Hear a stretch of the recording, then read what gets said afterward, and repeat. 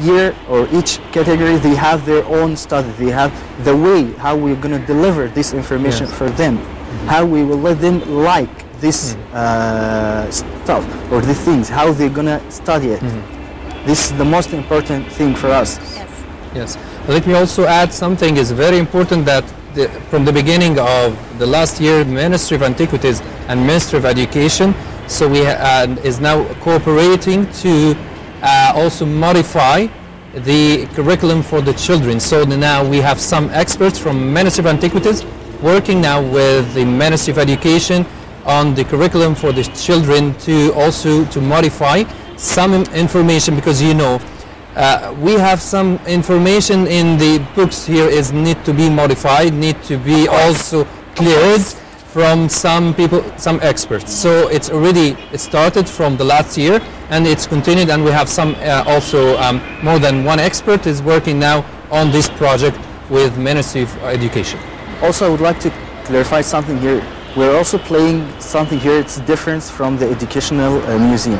The Educational Museum, by the way, it's already there at the Cairo Museum in Tahrir Square.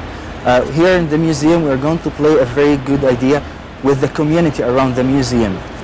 We would like to encourage them to let them know the importance of the museum, how to let them come to the museum to see them, to watch the monuments. Because right now, as you know, we don't have a lot of tourists out from, so we start to bring the local or the Egyptian to see this very important mission. Museums. Yes. This is also one of the ideas or one of our missions in the educational department. So how are you going to be engaging people? Because this is a great idea, you know, the local community around that surrounds the place, and how they can join, you know, continuous visits here. Yes. One of the ideas you mentioned was the temporary exhibition, which is changing. So that's good, because I can keep on coming every 3-4 months, like you mentioned. But what else would have the students to be coming more often? Is it the library? What would be the labs? ideas? They have labs here. Is it a lab? Is it like, you know, community work that they can come and volunteer? What ideas would you come up with that really engages those people, like, you know, in this like weekly visit to the museum? The first one of the smartest ideas that I can see, the temporary exhibition that my colleague was just speaking about, it will be speaking about the artifacts.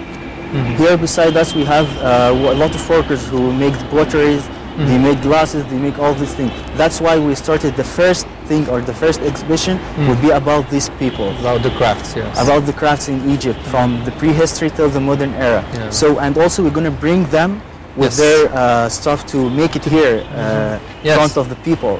So this also will encourage them to, in the future, come to museum to see. Also the kids who we go to this community, bring kids. When they come and see this artifact and see all these things and start to go back to their parents to speak about this, their parents will like to come also to see this museums, to visit these places. Yes. All this idea to bring people to visit the museums. Yeah, that's good. And also let me add something is very important, that also our department have also started already the communication with the Aram community from last 4 years. And yet the temporary exhibition theme is the crafts in Egypt, and we are focusing on 4 main crafts: the pottery, woodworking, textile, and also jewelry.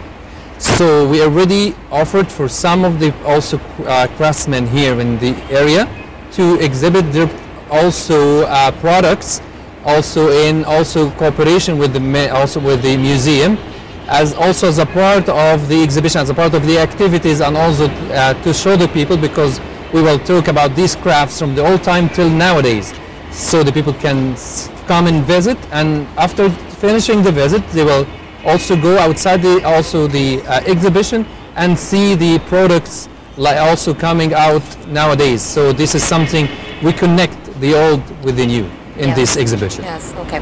Now, touring the place, I found this place in the backyard, and then when I asked about it, they told me that this is a very ancient textile coloring, small factory, Yes, and it is in one of the oldest in the Arab world. There is another one in Morocco, if I understand correctly. That's correct, yes. Would this very important part of the museum be utilized?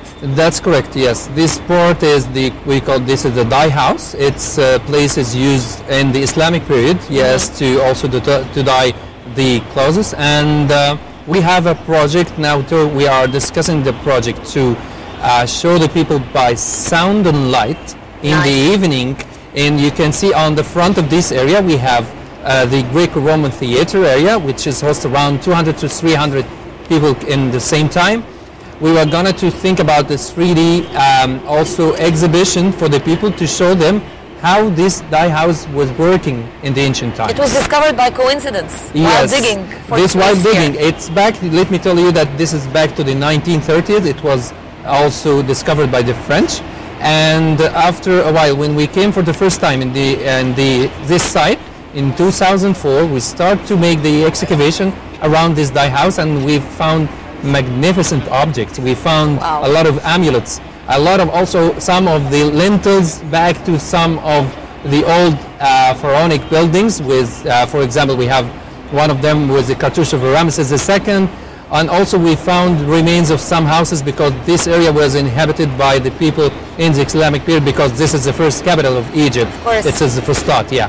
So the project that we are thinking about to do some kind of 3D reconstruction for the dye house to show the people in the evening on screens here on also the walls of the museum to show them how this dye house was working in the ancient times. Also in the educational department it will be something for this. Beside this dye house there is a big area. We started to take it to make it like an excavation school for the kids. We start to fill it with the sand, and we will start to put like fake object in down the sand, and we'll let the kids to digging and the sand to. That's nice. You know, that's what I'm talking about. Making the whole process fun. Yes, fun, that's correct. Introducing entertainment to the learning process. This is how we remember. Yeah, of course. Also for all the classes that we did, at the end of the class, they start to make what they learned. They start to make it by their hands. Like the first class, let's speak about it. It was about the mummification. So we make at the end play for the kids. They start to go on the stage and they start to play this role. To act. To act. Nice. This, like the gods of the mummification and the mummy. We bring for them like. You chose mummification. I mean, this is one of the most complex process known in man history. It's a challenge. By the way, they like it so much. Yes. One was the most important class, the one with what? Because we bring for them like a pillow on the shape of the mummy, and we put inside it a lot of what inside the body, all of it inside it. They start to open it, bring it out, put it in the canopic jar like the pharaonic exactly, and they start to rub this body at the end. So they like it so much, and they start to read more without we telling them to read about the mummification, but they start to read more because they like it. And this next day they came, they told us that we go to home, we search on the internet for the mummification, we know this god, we know about the mummification, how the pharaonic did it. So all of this, the entertainment that he was speaking about, that we tried to deliver to them. Yes. Mohamed, tell us a little bit about the artifacts, what's kept secretly here, within your inventory, yet to be revealed to the public. Well, let me tell you that we already have now in our magazines. It's not in the museum nowadays, but it's 2 kilometers from here. We have a temporary magazine which houses around 16,000 objects, which selected from. That's huge number. Yes, these objects is selected from different parts of the magazines all over Egypt, and I participated with my colleagues in the museum to select these objects from Alexandria till Aswan. So we selected a lot of objects because we are talking about this civilization, so we selected a wide range and a variety of objects talking about the different topics. So the good news is about the museum that all the royal mummies will be moved from the Tahrir Square Museum to be exhibited in a new concept in this museum. So we will do some kind of animation for the Valley of the Kings in the entrance of the gallery, and then the people can go like they're going to see an interview with the king. So each and every king and queen will be in a separate room, and with this also separate room we will have, for the first time, the original coffin, the mummy of the king or the queen.